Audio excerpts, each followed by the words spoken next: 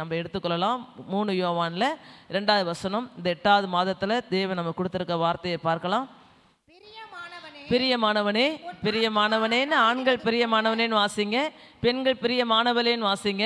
பிரியமானவனே பிரியமானவளே, உன் ஆத்மா வாழ்கிறது போல நீ எல்லாவற்றிலும் வாழ்ந்து சுகமாயிருக்கும்படி வேண்டுகிறேன். ஹல்லேலூயா ஹல்லேலூயா. உன் ஆத்மா வாழ்வது போல நீ எல்லாவற்றிலும் வாழ்ந்து சுகமாக இருக்கும்படி வேண்டுகிறேன். இந்த மைக்கு வச்சுக்கோங்க,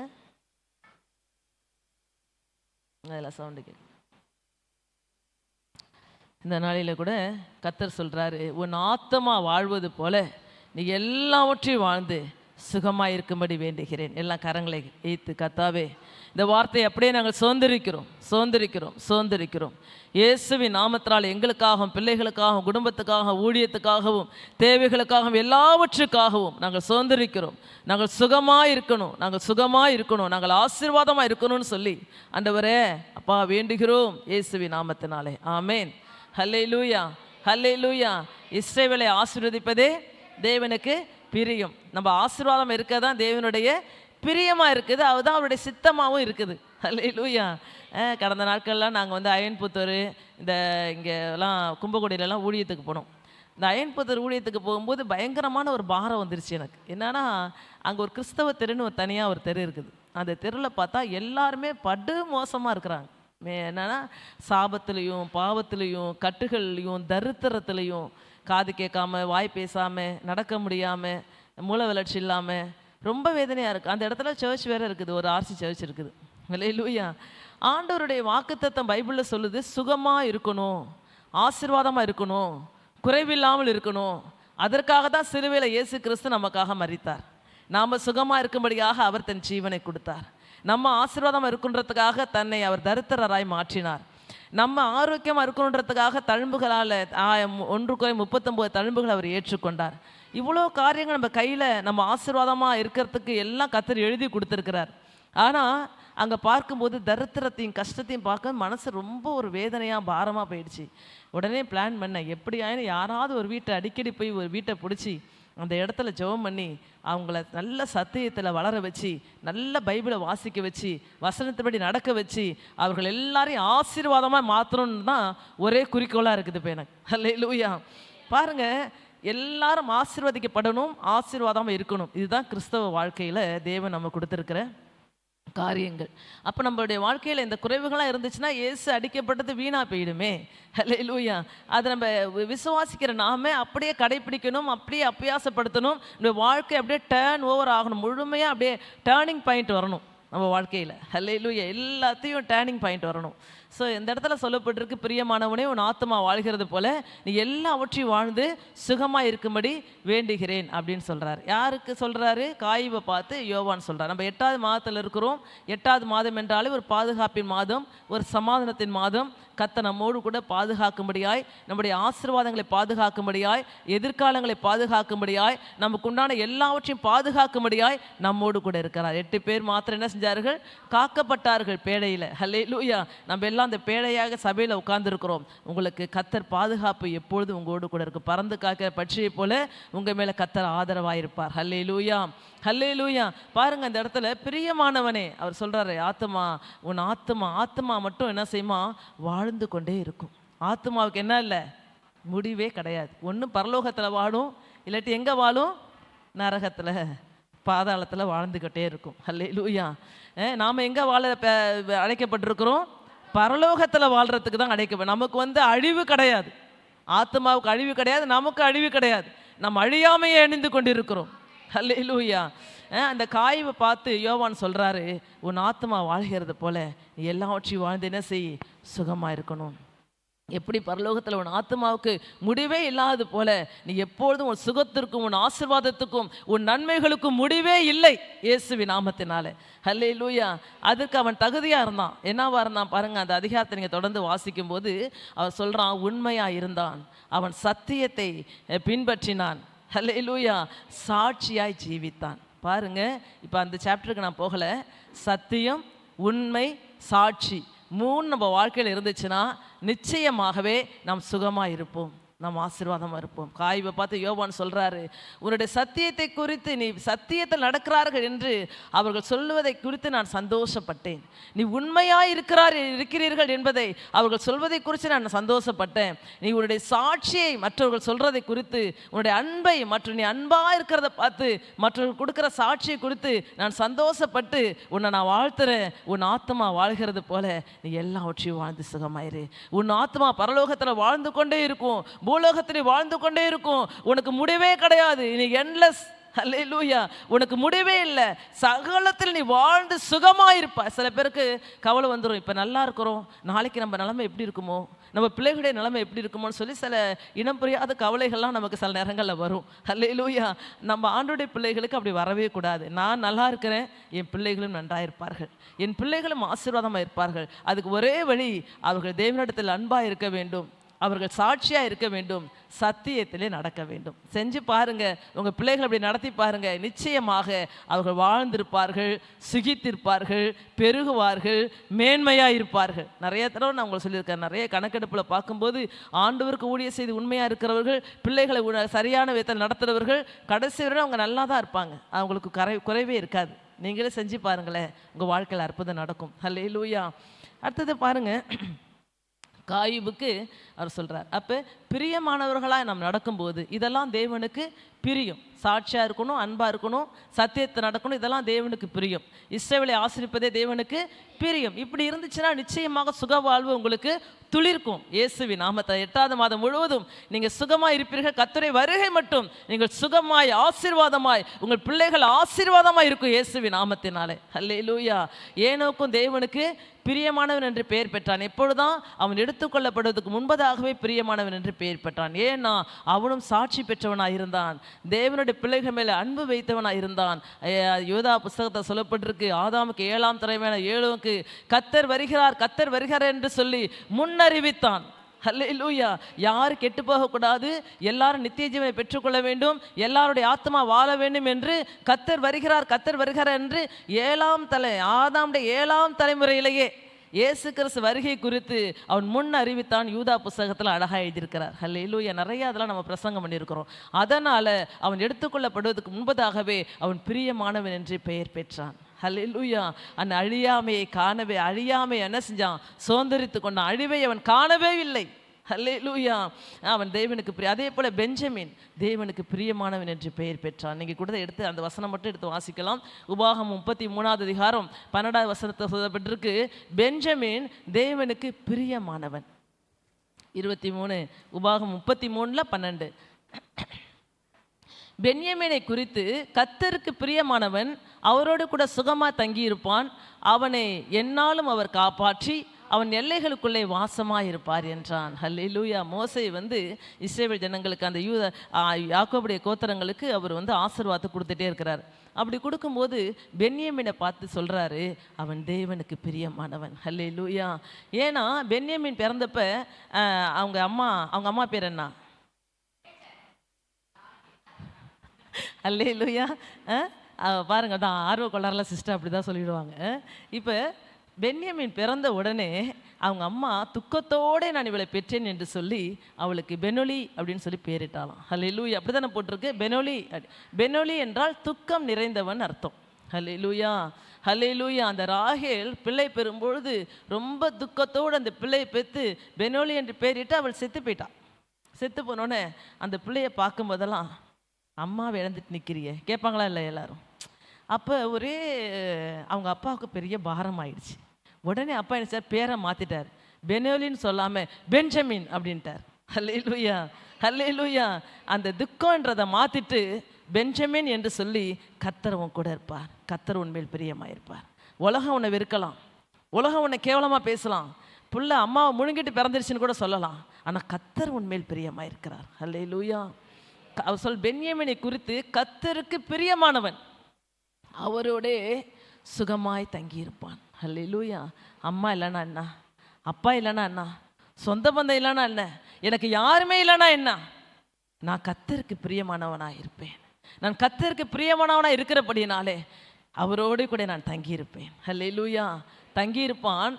அவனை எந்நாளும் அவர் காப்பாற்றி அவன் எல்லைகளுக்குள்ளே வாசமாக இருப்பார் என்றான். ஹல்லேலூயா. பெஞ்சமின் யாராவது நம்ம சர்ச்சில் பேர் வச்சுருக்கீங்களா என்னன்னு தெரியல. அவர்களை கர்த்தர் எந்நாளும் காப்பாற்றுவாராம். அந்த பெஞ்சமினுடைய எல்லைகளுக்குள்ளே கர்த்தர் வாசமாக இருப்பாராம். ஹல்லேலூயா. அவன் தேவனுக்கு பிரியமானவனா. எவ்வளோ நல்ல வார்த்தை பாருங்கள். நம்ம சர்ச்சில் யாரும் பெஞ்சமின் இல்லைல்ல, பெஞ்சமின் யாருமே இல்லைங்க, சொந்தக்காரவங்களாம் இருக்கிறாங்க. அவர்களை கர்த்தர் காப்பாற்றுகிறவராக இருக்கிறார். எந்நாளும் தேவன் அவன் மேலே கூட இருந்து அவனுக்கு வேண்டியதெல்லாம் கர்த்தர் செய்வாராம். இன்னைக்கு பிரியமானவர்களுக்கு அவர் சொல்கிறாரு, உன் ஆத்மா வாழ்கிறது போல எல்லாவற்றும் வாழ்ந்து சுகமாயிருப்பாய். அந்த ஏனோக்கை வாழ வைத்தார், காயுபை வாழ வைத்தார். பெஞ்சமின் தேவனுக்கு பிரியமானவன் என்று பெயர் பெற்று என்னாலும் அவனு கூட இருந்து அவனை காப்பாற்றி காப்பாற்றி காப்பாற்றி அவனை வழிநடத்துகிறவராக இருந்தான். பெஞ்சமின் நிறையா தப்பெல்லாம் பண்ணுறான். பெஞ்சமின் கோத்திரத்தாலாம் ரொம்ப மோசமான காரியங்களாம் செய்கிறாங்க. ஆனாலும் அவர்களை காப்பாற்றி அவங்களுடைய வித்து வீணாகாதபடி ஏதாவது ஒரு காரியத்தை செஞ்சு கர்த்தர் அவங்கள பிழைப்பட்டுக்கிட்டே இருக்கிறார். ஏன்னா அந்த பேரை, அந்த யாக்கோபு பெனோலி என்ற பேரை எடுத்துட்டு பெஞ்சமின் வைத்து கர்த்தர் உன்மேல் பிரியமாக இருக்கிற அந்த வார்த்தைக்கு மதிப்பு கொடுத்து கர்த்தர் ஒவ்வொரு நாளும் அவனை காப்பாற்றுகிறவராக இருந்தார். ஹல்லேலூயா. அவனோடய கூட இருந்தவராக இருந்தார். எல்லைகளிலே வாசமாக இருந்தார். இருக்கிற இடத்தெல்லாம் கர்த்தர் இருக்கிறார். அந்த பெஞ்சமின் கோத்திரத்தில் யாரு வந்தா? சவுல் ராஜாவா வந்தார். புதிய ஏற்பாட்டில் சவுல் ஆகிய பவுல் வந்தார். ஹல்லேலூயா. அந்த பெஞ்சமின் கோத்திரத்தை 2 பேரை கர்த்தர் எடுத்துட்டார் பாருங்க. சவுலை எடுத்தார். சவுலையும் கர்த்தர் தான் தெரிந்து கொண்டார். கர்த்தரால் அபிஷேகம் பண்ணப்பட்டவன் தான் சவுல். இன்னைக்கு அப்படி தான் எல்லாரும் அபிஷேகம் பண்ணப்பட்டவர்களாக தான் இருக்கிறோம். ஆனால் நம்ம என்ன செஞ்சிடறோம்? அபிஷேகம் பண்ணப்பட்டவர்களாக இருந்தும் ஆண்டவர்கிட்ட என்ன செஞ்சிடறாங்க? விலகிடுறாங்க. அதே போல் சவுல் அபிஷேகம் பண்ணப்பட்டவன், தேவனால் தெரிந்தெடுத்து கொள்ளப்பட்ட பாத்திரம். தேவன் சவுல் மேலே பிரியம் வைத்தார். ஆனால் தன்னுடைய பெருமையினால, மேட்டிமையினால, கீழ்ப்படியாமையினால தேவன் அவனை வெறுத்து விட்டார். ஹல்லேலூயா. இன்னைக்கு நம்ம மேலே அபிஷேகம் எல்லாருமே கர்த்தர் வைக்கிறார். எல்லாருமே கர்த்தர் பிரியமாக இருக்கார். நம்ம தேவனுக்கு சத்தியத்தில் நடக்கணும், அன்பாக இருக்கணும், சாட்சியாக இருக்கணும். கர்த்தருடைய நாமத்தை மகிமைப்படுத்தினா நிச்சயமாகவே நீங்கள் சுக வாழ்வு சீக்கிரத்தை துளிரும். நீங்கள் வாழ்ந்திருப்பீர்கள், நீங்கள் சுகித்து இருப்பீர்கள், நீங்கள் மேன்மையாக இருப்பீர்கள், நீங்கள் சுகமாக இருப்பீர்கள். இந்த 8வது மாதம் முழுவதும் கர்த்தர் உங்களை ஆசீர்வாதமாய் நடத்த அவர் வல்லமையுள்ளவராக இருக்கிறார். ஹல்லேலூயா, ஹல்லேலூயா. சரி, நேரம் கடந்து விட்டது. இப்போ உங்களுக்கு இன்ட்ரோடக்ஷன் கொடுத்துட்டேன். இப்போ ஆத்மாவின் பிரயாணத்தை குறித்து நம்ம பார்க்க போகிறோம். முக்கியமான சப்ஜெக்டுக்குள்ளார நம்ம வந்திருக்கிறோம். அப்போ இவ்வளோ நாள் வாக்குத்தத்தத்தெல்லாம் சொல்லியாச்சு இல்லையா? இப்போ 8வது மாதத்தான வாக்குத்தத்தை சொல்லிட்டோம். ஆண்டவருடைய வருகை ரொம்ப சமீபமாக இருக்கிறது. நம்ம ஆத்மாவை நம்ம என்ன செஞ்சுக்கணும்? காத்து கொள்ள வேண்டும். அழிவுக்கு, ஆத்மாவை அழிவுக்கு மீட்டெடுத்திருக்கிறார். சங்கீதம் 103 என்ன சொல்லப்பட்டிருக்கு? அழிவுக்கு மீட்டெடுத்து. ஹல்லேலூயா. கிருபையினாலும் இரக்கங்களால் நம்மளை முடிசூட்டி நம்முடைய வயதை வாழ வயது புள்ள ஆக்கிறாராம். நீங்களும் நானும் வாழ வயது உள்ளவர்கள். ஹல்லேலூயா. ஏன்னா நம்ம என்றென்றைக்கு இளமை தான். ஹல்லேலூயா. சொல்லுவாங்க, அப்போ பார்த்த மாதிரி இப்போ இருக்கீங்க சிஸ்டர் அப்படின்னு சொல்லிடுவாங்க நம்மளை பார்த்து. நம்மளே கூட சொல்லிக்கலாம், ஏசு யாரும் சொல்லலைனாலும். ஹல்லேலூயா. ஏன்னா நம்முடைய ஆத்மாவுக்கு வயசே கிடையாது. அது வாழ்ந்துக்கிட்டே இருக்கும். அது வாழ்ந்துக்கிட்டே இருக்கும். அது பிரயாணப்படுற பிரயாணத்தை நம்ம இன்றைக்கி பார்க்க போகிறோம். உன் ஆத்மா வாழ்கிறது போல எல்லாவற்றிலும் வாழ்ந்து சுகமாயிரு. ஆத்மாவின் பிரயாணம் செய்தியின் தலைப்பு.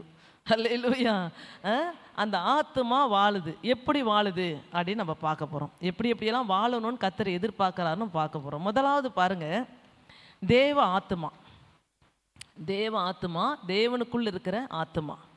தேவனுக்குள்ளார ஒரு ஆத்மா இருக்குது. அந்த ஆத்மாவை தான் என்ன செய்கிறாரு?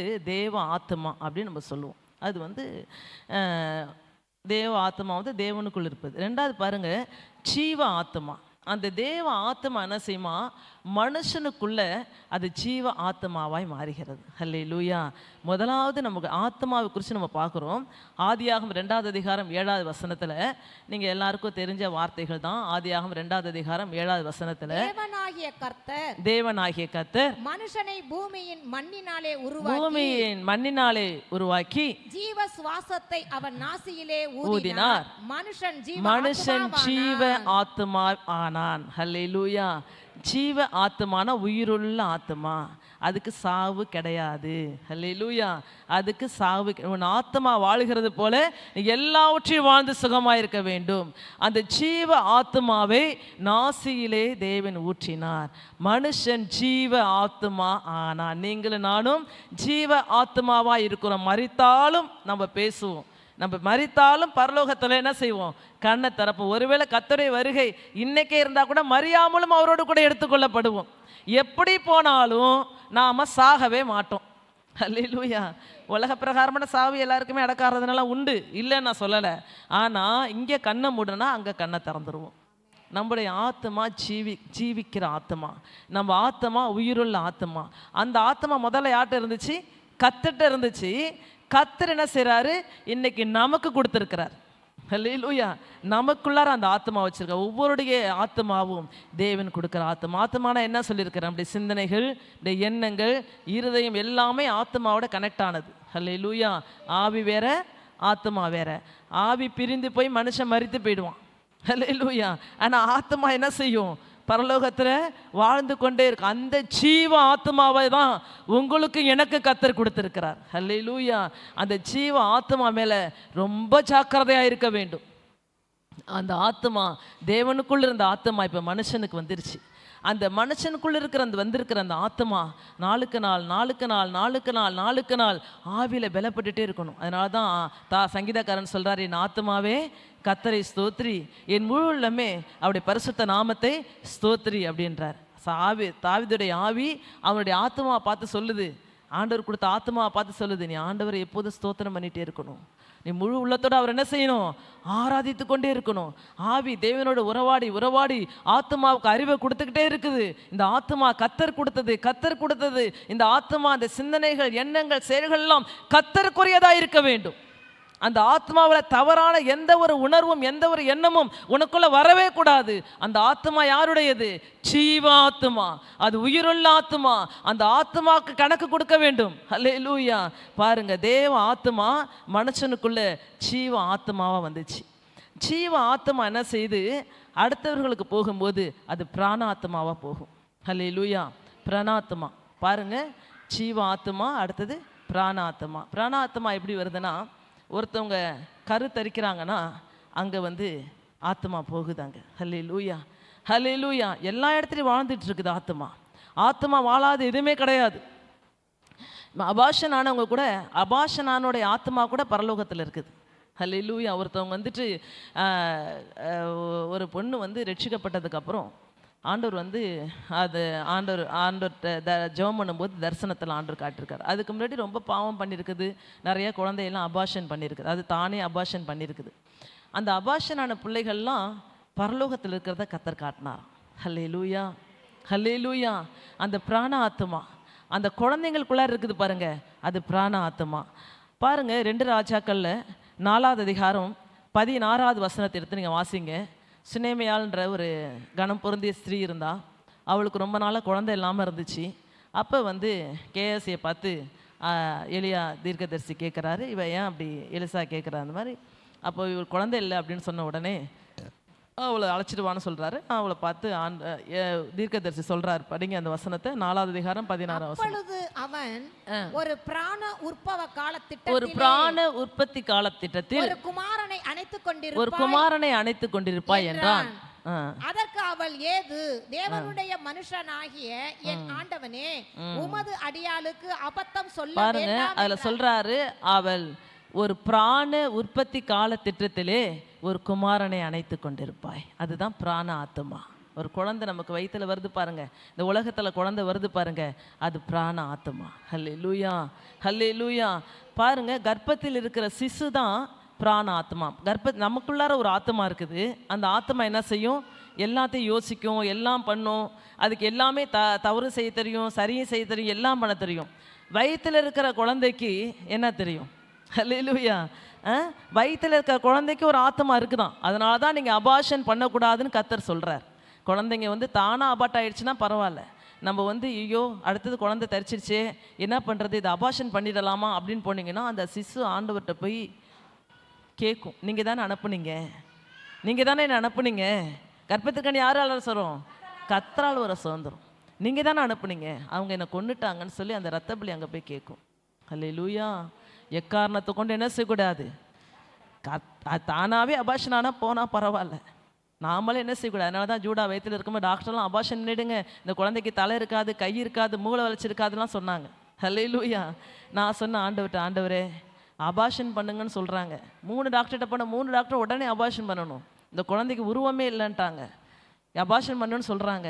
நீங்கள் கொடுத்த பிள்ளை ஆண்டவரே, நீங்கள் கொடுத்த பிள்ளை அது எப்படி இருந்தாலும் பரவாயில்ல, ஒரு பிண்டமாக கிடந்தாலும் பரவாயில்ல, நானாக பண்ண மாட்டேன், நீங்களாம் வேணால் பண்ணிவிடுங்கன்னு சொல்லி ஆண்டவர்கிட்ட ஒப்பு கொடுத்தேன். ஹல்லேலூயா.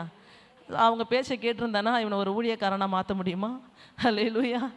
பாருங்கள், 5வது மாதம் கரெக்டாக ப்ளீடிங் ஆகுது. அப்பா ஸ்தோத்திரம் ஆண்டவரே, நீங்களே பிள்ளையை அபார்ஷன் பண்ணிட்டீங்கன்னு சொல்லிட்டு ரொம்ப சந்தோஷமாக டாக்டர்கிட்ட போகலான்னு சொல்லி விடிய காலையில் 3 மணிக்கெலாம் ஏந்திரிச்சு முழங்கால போட்டு முக்காடை போட்டு செபிக்கிறேன். ஆண்டவரே எமக்கு நன்றி நன்றின்னு அழகாக தீர்க்கமான ஒரு வார்த்தை வருது. விடியற் காலத்து சமானமாய் உனக்கு ஒரு எவ்வன ஜனம் பிறக்கும், அது மெல்கிதேசின் முறையின்படி எனக்கு ஆசாரியனாக இருக்கும். என்னடா இது, சூழ்நிலைகள் இப்படி இருக்குது. கர்த்தர் என்ன மெல்கிதேசின் முறையின்படி எனக்கு ஆசாரியனா ஒருத்தர் இருப்பான் வருவான்னு சொல்கிறீங்களே ஆண்டவரே, நான் என்னப்பா பண்ணுவேன்? அது எவ்வன ஜனம், வாலிபன் ஆசாரியனா வருவான்றார். ஹல்லேலூயா. எவ்வன ஜனம்னா வாலிபன் அர்த்தம். ஒரு வாலிபன் ஆசாரியனா வருவான் அப்படின்றார். வயிற்றில் இருக்கிறது ஒரு வாலிபன், வாலிப ஆசாரியன்றார். நான் வயசாகி தானே ஆசாரியனா வந்தேன். அவர் சொல்கிறாரு அவன் வாலிபத்திலே ஆசாரியனா வருவான். எனக்கு ஒன்றும் புரியல. அப்புறம் டாக்டர்கிட்ட போனால் மிராக்கிள் மேடம், மிராக்கிள் பேபி, குழந்தை நல்லா இருக்குன்றாங்க. ஒரே சந்தோஷமாக இருந்துச்சு. சந்தோஷப்படுறதா என்ன பண்ணுறதுன்னு எனக்கு ஒன்றும் புரியல. கர்த்தருடைய கிருபையினால் பாருங்கள், அவனுக்கு 20 வயசு நடந்துகிட்ருக்கு. 18-19 வயசு வரையிலும் அவனுக்கும் அந்த ஆசாரியனுக்கும் சம்பந்தமே இல்லாமல் இருந்தான். ஹல்லேலூயா. உன்னை ஊழியத்துக்கு ஆண்டவர் அழைச்சிருக்காரா, வயிற்றுல இருக்கா, அது செஞ்சால் போட்டுமா, 25, 30, 40 வயசில் கூட பண்ணிக்கலாம். நீ 40 வயசில் தானே வந்த. இல்லைடா, ஆண்டவர் எவ்வளோ ஜனம் ஆசாரியன் இருக்குன்னு சொல்லியிருக்கிறாரு, அதுக்கு நான் என்ன பண்ண முடியும்?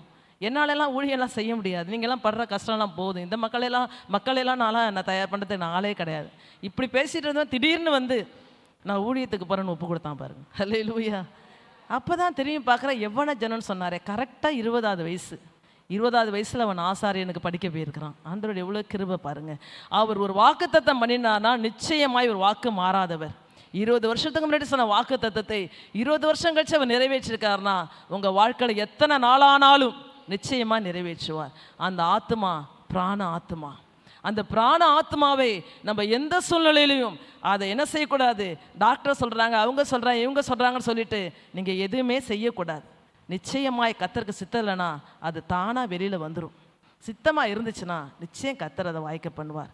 ஒருவேளை இந்த டியூப்பில் கன்சீவ் ஆகிட்டாங்க, உயிருக்கே ஆபத்து அப்படின்னு சொல்லும்போது கூட நம்ம செய்யலாம். ஆனால் நம்மளா தேவன் செய்கிற காரியத்தை என்ன செய்யக்கூடாது, எதுவுமே பண்ணவே கூடாது. அந்த பிராண ஆத்மாவை நாம் கொலை செய்தோம் என்றால் பரலோகத்தில் அது நமக்காக ஆண்டவரிடத்தில் வழக்காடும் என்று வேதம் சொல்லுகிறது. அந்த சிசு, வயிற்றில் வளர்கிற சிசு தான் பிராண ஆத்மா. தேவன் அதற்கும் ஒரு ஆத்மாவை கொடுத்திருக்கிறார். அதையும் அவர் வாழ வைப்பார். ஹல்லேலூயா, ஹல்லேலூயா. அடுத்தது பாருங்க, 4வது நேரம் ஆயிட்டதுனால வேகமாக போகிறேன். நராத்மா. நராத்மா ஃபஸ்ட்டு ஜீவாத்மா, பிராண ஆத்மா, நராத்மா. பாருங்க, நராத்மா எப்படின்னா வயிற்றில் இருக்கிற பிள்ளை 10 மாதம் கழிச்சுனே செய்யும், பூர்ண வளர்ச்சி அடைந்து பூமியில் பிறக்கும் பாருங்க, அது பேர் நராத்மா. ஹல்லேலூயா, ஹல்லேலூயா. அதுதான் நராத்மா. அப்போ அந்த பூமியில் பிறந்த உடனே அதுக்கு ஒரு ஆத்மா இருக்குது இல்லையா? வயிற்றில் இருக்கும்போது ஒரு ஆத்மா இருக்குது. வயிற்றில் இருக்கும்போது அதுக்கு பசிக்கும், அது காலை போட்டு ஆட்டும், கையால் குத்தும், எல்லாம் செய்யும். அந்த ஆத்மா தான் அதை செய்ய வைக்குது. அதே போல் பூமியில் பிறந்த உடனே அது நராத்மாவாய் மாறிடுது. ஹல்லேலூயா. பிராண ஆத்மாவாக இருந்தது இப்போ எப்படி இருக்குது? நராத்மா மாதன். ஆதியாகமம் 4வது அதிகாரம் 1 வசனம். ஆதியாகமம் 4வது அதிகாரம் 1 வசனம். அந்த நராத்மா தான் மனித ஆத்மா. ஆதாம் தன் மனைவியாகிய ஏவாளை அறிந்தான். அவள் கர்ப்பவதியாகி காயீனை பெற்று கர்த்தரால் ஒரு மனுஷனை பெற்றேன் என்றாள். ஹல்லேலூயா. இதுதான் நராத்மா. கர்த்தரால் ஒரு மனுஷனை பெற்றேன். அந்த மனுஷனுக்குள்ள இருக்கிற ஆத்மா தான் நராத்மா. மனித ஆத்மா பேரு நராத்மா. ஹல்லேலூயா. இன்னைக்கு சிசுவில் இருக்கிறது பிராண ஆத்மா. அது மனிதனாய் மாறி இந்த உலகத்தில் வருது பாருங்க, அது நர ஆத்மா.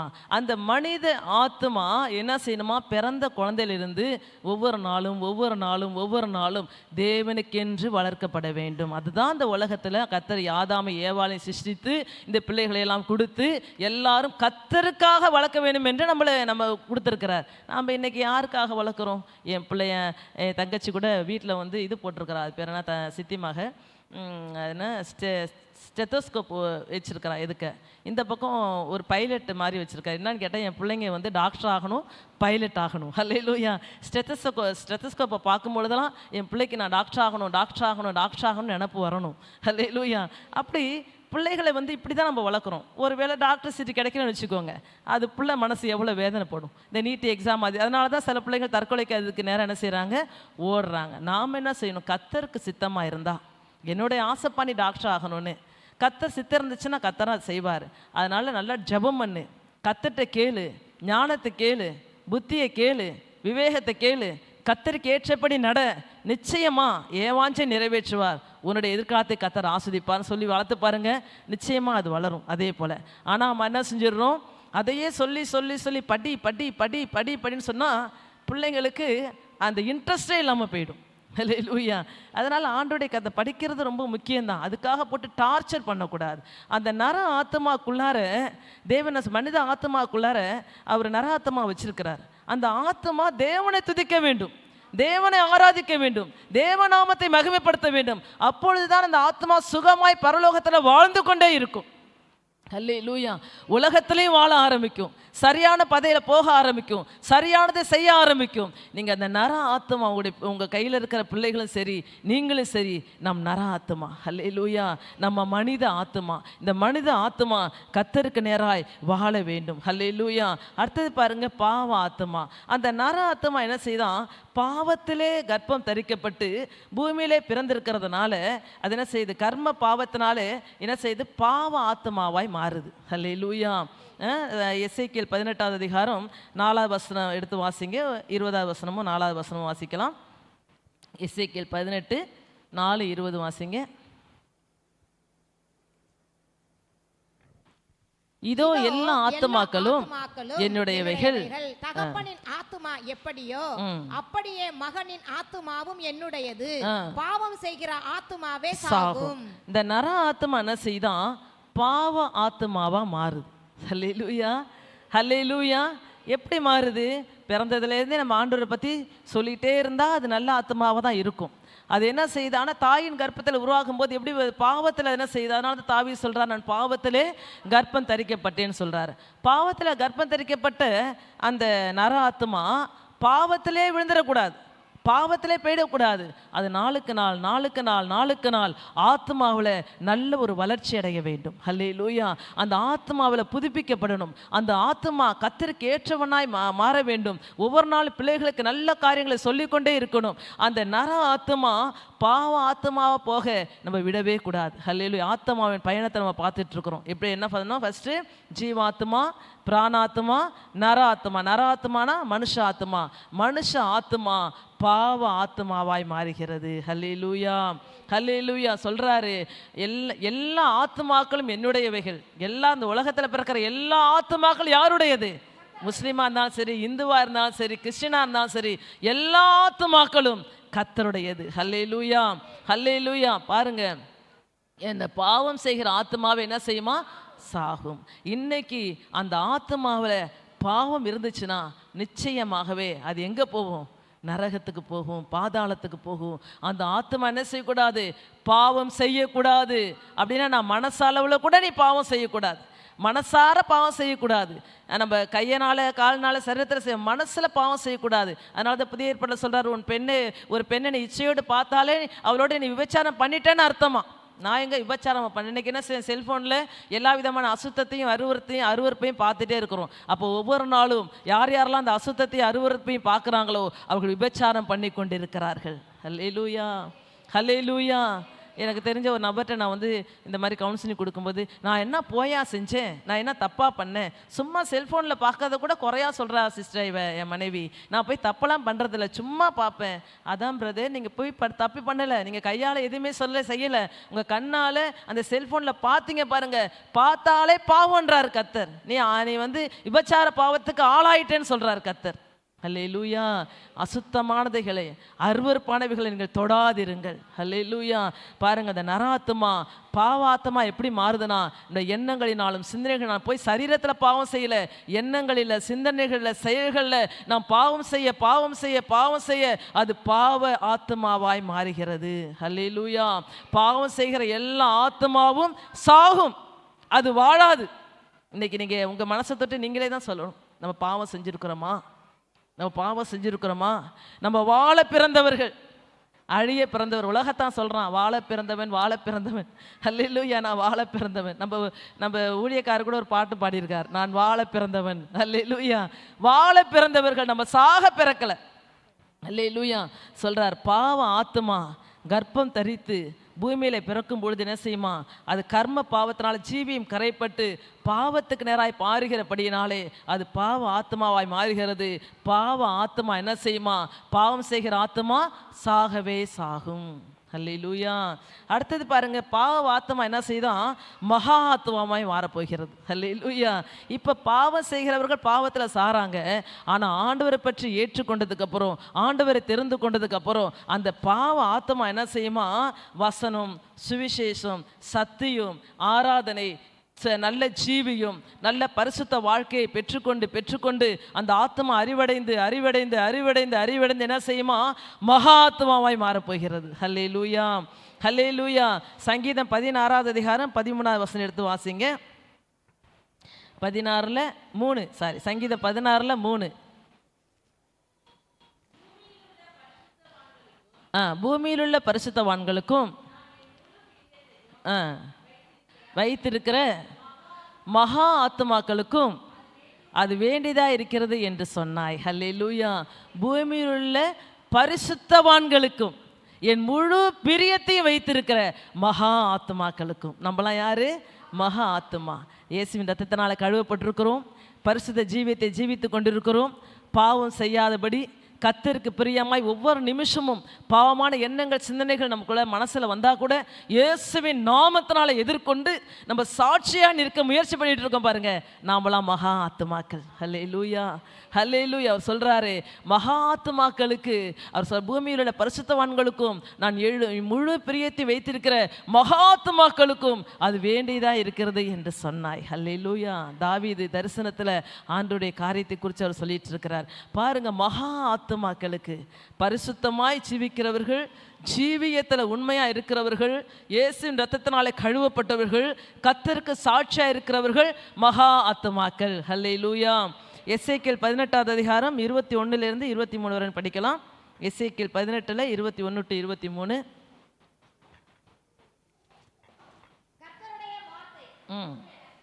18வது அதிகாரம் 21. நான் செய்த எல்லா பாவங்களையும் விட்டு திரும்பி என் கட்டளைகளை எல்லாம் கைக்கொண்டு நியாயத்தையும் நீதியையும் செய்வானாயாகில் அவன் பிழைக்கவே பிழைப்பான், அவன் சாவதில்லை. அதே எசேக்கியேல் 18 துவக்கத்தில் என்ன சொன்னாரு, பாவம் செய்கிற ஆத்மா சாகுன்னாரு. இப்ப சொல்றாரு, துன்மார்க்கன் தான் செய்த எல்லா பாவங்களையும் விட்டு திரும்பி என் கட்டளைகள் எல்லாம் கைக்கொண்டு நியாயத்தையும் நீதியையும் செய்வானாயாகில் அவன் பிழைக்கவே பிழைப்பான். ஹல்லேலூயா. அவன் ஆசீர்வாதமாக இருப்பான், அவன் சுகமாக இருப்பான். அதான் சொல்லப்பட்டிருக்கு, நான் ஏற்கனவே சொல்லியிருக்கிறேன், உபாகமத்தில் அவர்கள் மேலே வைத்த சாபங்கள் எல்லாம் அவர்கள் தேவனிடத்தில் மிகவும் அன்பு கூர்ந்தபடியினாலே கர்த்தர் சகலத்தையும் ஆசீர்வாதமாய் மாற்றினாராம். இன்னைக்கு நீங்கள் நராத்மா பாவாத்மாவாக இருந்த நாம மகாத்மாவாக மாறணும்னா பாவத்திலிருந்து நம்ம ஆண்டுடைய சமூகத்தில் அறிக்கையிட்டு இனி பாவமே செய்ய மாட்டேன்னு சொல்லி மனசார கர்த்தருக்கென்று உண்மையாய் நீங்கள் ஜீவிக்கும் பொழுது நிச்சயமாகவே அவங்க சொல்றார், மகாத்மாவாய் நீங்கள் மாறுவீர்கள். ஹல்லேலூயா. அந்த மகாத்மாவாய் மாறும் பொழுது இங்கேயும் வாழ்வீர்கள், அங்கேயும் வாழ்வீர்கள், நீங்கள் சுகமாக இருப்பீர்கள், வாழ்ந்து கொண்டே இருப்பீர்கள். ஹல்லேலூயா. வாழ்ந்து கொண்டே இருப்பீர்கள். சங்கீதத்தில் கூட சொல்லப்பட்டிருக்கு, 87வது சங்கீதத்தில் நீங்கள் எடுத்து வாசிங்க, 5வது வசனமும் 6வது வசனமும்.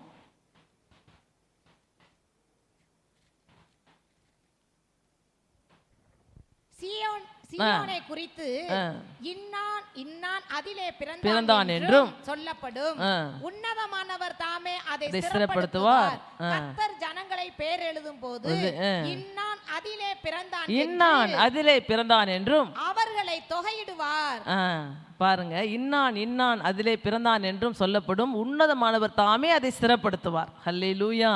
பாருங்க, நாம மகாத்மாவாய் மாறும் பொழுது கர்த்தர் சொல்றாரு, சீயோனை குறித்து இன்னான் ஜீவ புஸ்தகத்தில் எழுதுவாராம்.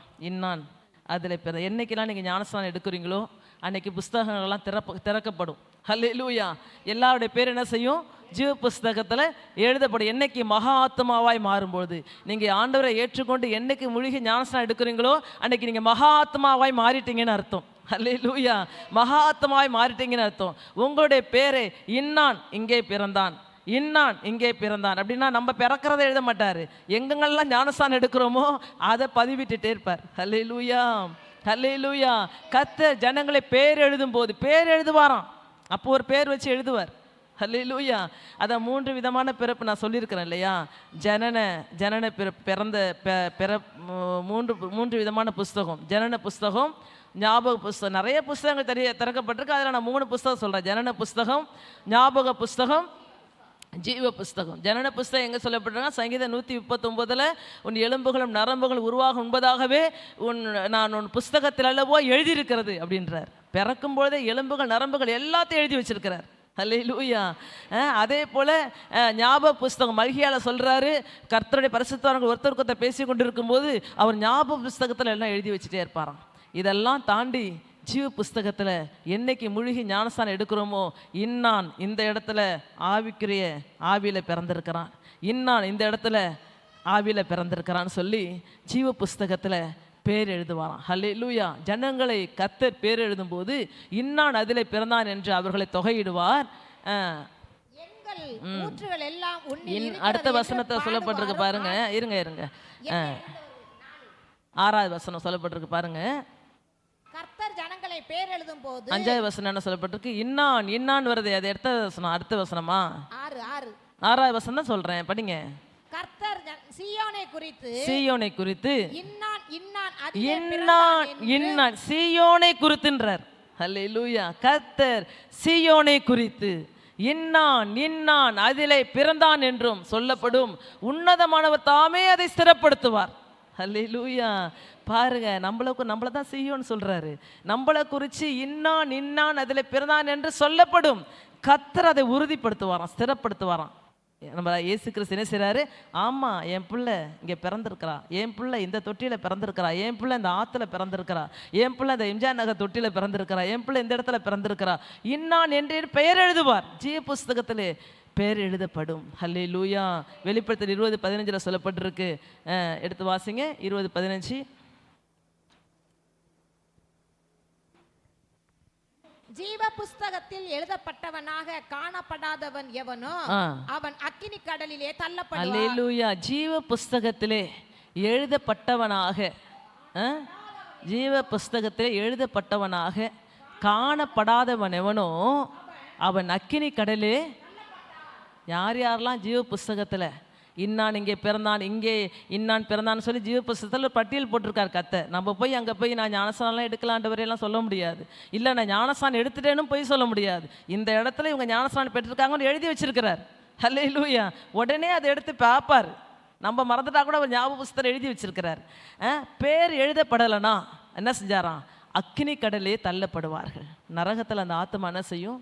பொழுதன்னைக்கும் அக்கினியிலையும் கந்தகத்திலையும் எரிகிற அந்த சும்மா லேசான ஒரு அக்கினி பட்டா, ஒரு அக்கினி காயம் பட்டா நம்ம எப்படி எரியும் நமக்கு உடம்பு. ஹல்லேலூயா. மனுஷர்களுக்கு அது அந்த அறிவே இல்லை. அக்கினியும் கந்தகமும் எழுகிற அக்கினி கடலிலே தள்ளப்படுவார்கள். அக்கினி நதி ஓடும் அங்க. ஹல்லேலூயா. அது உடனே சாவும் இருக்காதான், சாவே கிடையாதவர்களுக்கு. நாளுக்கு இங்கேருந்து செத்து பழைக்கிற சிஸ்டர்னு சொல்லுவோம். ஹல்லேலூயா. அங்கே பொழுதன்னைக்கும் வாழ்ந்துக்கிட்டே இருக்கணும் அந்த இதில் நெருப்புலையும் தணல்லையும். அதனால தான் இங்கே இருக்கும் பொழுதே கஷ்டமோ நஷ்டமோ கர்த்தரை நோக்கி பாருங்க, மகா ஆத்மாவாய் மாறுங்க. ஜீவ புஸ்தகத்தில் எழுதப்பட்டதுக்கு அப்புறமும் நாம் பாவம் செஞ்சிட்டோம்னா அது பேர் கிறுக்கப்படும் சொல்லிட்டு இருக்கு, வேதத்தில் சொல்லப்பட்டிருக்கு. அல்லேலூயா. அதனால தான் மோசே கூட சொல்லி என் பேரை நீங்கள் கிறுக்கி போட்டுருங்க ஆண்டவர் என்றார். வெளிப்படுத்தல சொல்கிறார் உன் பேர் கிறுக்கப்படும் சொல்கிறார். கிறுக்கப்படாதபடி எச்சரிக்கையாயிருன்றார். மகாத்மாவாக நம்ம வாழும்போது நிச்சயமாகவே பாவத்துக்கு தப்பித்து கொள்ள கர்த்தர் கிருபை செய்வார். அல்லேலூயா. அடுத்தது பாருங்க, பாவ ஆத்மா என்ன செய்யுது? வசனம் சுவிசேஷம் ஆண்டுடைய ரட்சிப்பெல்லாம் கேட்டு மகாத்மா மாறுது. அப்புறம் பாருங்க நரகாத்மா. பாருங்க, பாவாத்மா என்ன செய்யுமா? சுவிசேஷத்தை கேட்டு ரட்சிக்கப்படாமல் மனம் திரும்பாமல் ஞானஸ்நானம் எடுத்தும் நம்ம மனம் திரும்பாமல் போனோம்னா என்ன ஆகிடுவோம்? நரகாத்மா மாறிடுவோம் அப்படின்னு சொல்லப்பட்டிருக்கு. ஹல்லேலூயா. பாருங்கள், சங்கீதம் 9:17 வசனம் எடுத்து வாசிங்க. சங்கீதம் 9:17 வசனம்.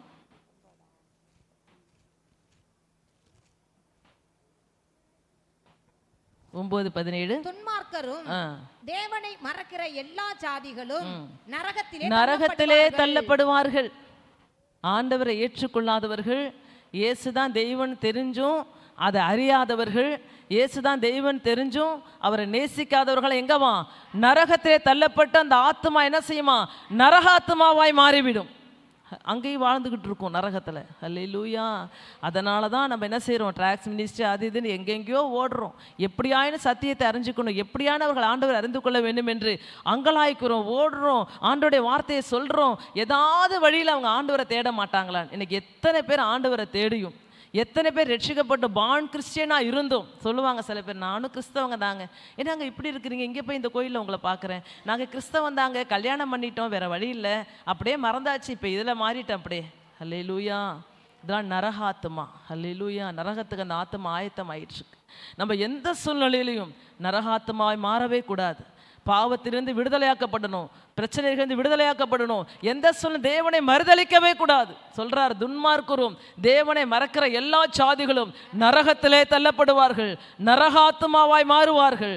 யார் யாரெல்லாம் கர்த்தரை மறந்தார்களோ அவர்கள் நரகத்துக்கு போவார்கள். யார் யாரெல்லாம் தேவனை சிருஷ்டித்தை தேவனை விட்டு விட்டு சிருஷ்டிப்பை தொழுது கொண்டிருக்கிறார்களோ அவர்கள் நரகத்துக்கு போவார்கள்.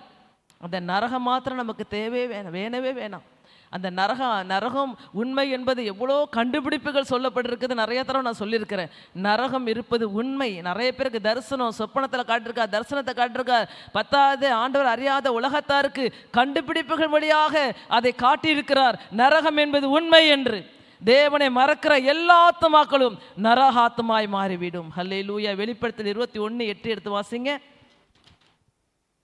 பயப்படுகிறவர்களும் அவிசுவாசிகளும் அருவருப்பானவர்களும் கொலைபாதகரும் விபச்சாரக்காரரும் சூனியக்காரரும் விக்கிரக ஆராதனைக்காரரும் பொய்யர் அனைவரும் இரண்டாம் மரணமாகிய அக்கினியும் கந்தகமும் எரிகிற கடலிலே பங்கடைவார்கள் என்றார். ஹல்லேலூயா. பாருங்க எவ்வளவு பெரிய லிஸ்ட், எவ்வளவு பெரிய. நான் உலகத்துக்கு பயப்படுறேன் சிஸ்டர், பயப்படுகிற. எங்கே போனீங்க? உலகத்துக்கு பயந்தீங்கன்னா என் சொந்த பந்தங்களுக்கு பயப்படுறேன், சர்ச்சுக்கு வரத்துக்கு அவங்களுக்கு பயந்துக்கிட்டு இருக்கிறேன், எனக்கு ஆண்டவரை ரொம்ப பிடிக்கும், ஆனால் சொந்தத்துக்காக இப்படி பண்ணுறான், நரகத்தில் தள்ளப்படுவார்களாம். ஹல்லேலூயா. அப்படி தானே போட்டிருக்கு, நான் சொல்லலை, வேதம் தான் சொல்லுது.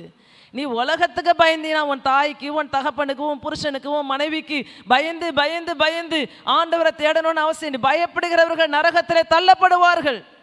அப்படி என்ன, நீ வைராக்கியமாக சொல்லிட்டு வா, என் கர்த்தர் தான் எனக்கு முக்கியம், அதனால் நீ ஆண்டவரை ஏற்றுக்கொண்டேன்னு சொல்லி அவங்க பிரிஞ்சு போனால் போகட்டுன்றார் பவுல் சொல்கிறார். பிரிஞ்சு போகிறாங்களா போட்டு, டைவர்ஸ் கொடுக்குறாங்களா கொடுக்கட்டும், நீ கர்த்தருக்காக வைராக்கியம் இல்லை. அல்லேலூயா. நரகத்தில் தள்ளப்படுவார்கள். அப்புறம் அவிசுவாசி, அருவருப்பானவர்கள், கொலைபாதகர், விபச்சாரக்காரர், சூனியக்காரர், விக்கிரகாதனைக்காரர், பொய்யர். வாயை திறந்தோன்னா டபடபடன்னு பொய் பேசுகிறோம் அப்படி. அல்லேலூயா. பொய் இல்லாதவங்களே இந்த உலகத்தில் இல்லாத மாதிரி இருக்குது பாருங்க. இவங்க எல்லாம் என்ன செய்றாங்களா? இரண்டாம் மரணமாகிய அக்னி கடலிலே தள்ளப்படுவார்கள். அல்லேலூயா. நம்முடைய ஆத்மா ரொம்ப அவசியம். நம்ம ஆத்மா ரொம்ப அவசியம். ஆண்டவர் ஜீவ ஆத்மாவை கொடுத்தாரு. அது அந்த ஜீவாத்மா பிராணாத்மாவாக மாறி இருக்கு. ஒவ்வொருத்தருடைய வாழ்க்கையில் அந்த ஆத்மா பயணம் பண்ணியிருக்குது. நராத்மாவாக இருந்திருக்கிறோம், பாவாத்மாவாக இருந்திருக்கிறோம், மகாத்மாவாக மாறி இருக்கிறோம். மகாத்மாவை மாறினாம நரகாத்மாவை மாறக்கூடாது. இந்த மாதிரியான கேரக்டர்ஸ் நம்மகிட்ட இருந்துச்சுன்னா நரகத்திலே தள்ளப்படுவார்கள். ஹல்லேலூயா. அடுத்தது கடைசியா பரமாத்மா. அதெல்லாம் விளக்க சொல்ல நேரம் இல்லை பாருங்கள், நேரம் ஆயிட்டதுனால. பரமாத்மா கடைசியாக ரட்சிக்கப்பட்ட மகா ஆத்மாக்கள் வேதம் வாசித்து செபித்து ஆவியை பெற்றுக்கொண்டு அபிஷேகத்தால் முந்தரிக்கப்பட்டு கர்த்தருடைய வார்த்தைக்கு கீழ்ப்படியும் போது அவர்கள் பரமாத்மாவாய் மாறுவார்கள். ஹல்லேலூயா, ஹல்லேலூயா.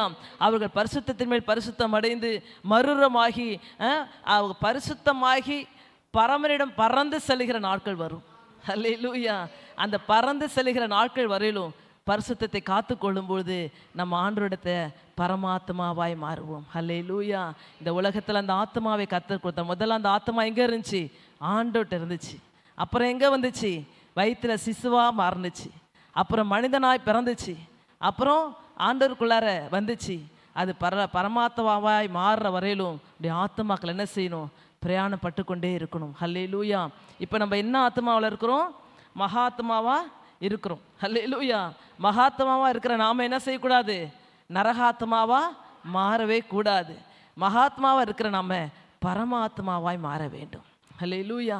இன்னைக்கு நீங்களும் நாடும் பரமாத்மா கர்த்தருடைய வருகை வரும்பொழுது அவரோடு கூட பறந்து சென்று அவரோடு ஒட்டி கொள்ள வேண்டும். அவருடைய ஆத்மா நம்முடைய ஆத்மாவோடு இசைந்திருக்க வேண்டும். ஹல்லேலூயா. அதான் சொல்லப்பட்டு 1 கொரிந்தியர் 15 அதிகாரம் 51 52 எடுத்து வாசிங்க. அறிவிக்கிறேன், இத்திரை அடைவதில்லை. கடைசி எக்காலம் தொனிக்கும் பொழுது ஒரு நிமிஷத்திலே ஒரு இமைப்பொழுதிலே நாம் எல்லாரும் மறுரூபமாக்கப்படுவோம். எக்காலம் தொனிக்கும். அப்பொழுது மரித்தோர் அழிவில்லாதவர்களாய் எழுந்திருப்பார்கள். நாமும் மறுரூபமாக்கப்படுவோம். அழிவுள்ளதாகிய இது அழியாமையையும் சாவுக்கு ஏதுவான சாவாமையும் தரித்துக் கொள்ள வேண்டும். அழிவுள்ளதாகிய இது அழியாமையையும் தரித்துக் கொள்ளும் போது மரணம் ஜெயமாக விழுங்கப்பட்டது என்று எழுதியிருக்கிற வார்த்தை நிறைவேறும். ஹல்லேலூயா, ஹல்லேலூயா. நம்ம பரமாத்மாவா மாறும்பொழுதுதான் ஹல்லேலூயா ரட்சிக்கப்பட்ட மகாத்மாக்கள் பரமாத்மாக்களாய் மாற வேண்டும். அப்பொழுது மரணம் ஜெயமாக விழுங்கப்படும். நம்ம வாழ்ந்து கொண்டே இருப்போம், வாழ்ந்து கொண்டே இருப்போம், வாழ்ந்து கொண்டே இருப்போம். அவரோடு கூட பறந்து அவரோடு கூட ஒட்டி கொள்ளுவோம். எக்காலம் தொனிக்கும்.